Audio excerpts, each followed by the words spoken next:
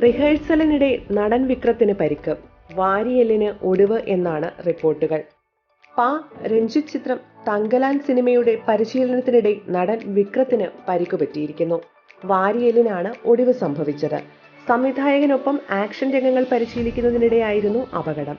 ഏകദേശം 1 മാസത്തോളം വിശ്രമം വേണ്ടിവരുമെന്നാണ് സൂചന.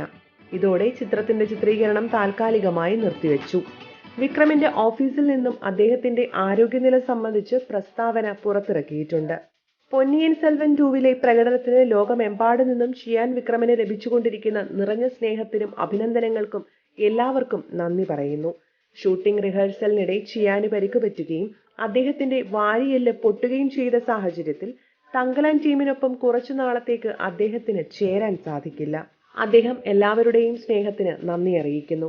എത്രയും വേഗത്തിൽ തന്നെ കൂടുതൽ ഊർജത്തോടെ തിരിച്ചുവരുമെന്ന് അദ്ദേഹം ഉറപ്പു നൽകുന്നു. വിക്രമിന്റെ മാനേജറായ യുവരാജ് ട്വിറ്ററിൽ പങ്കുവച്ച കുറിപ്പിൽ ഇതാണ് വ്യക്തമാക്കിയിരിക്കുന്നത്.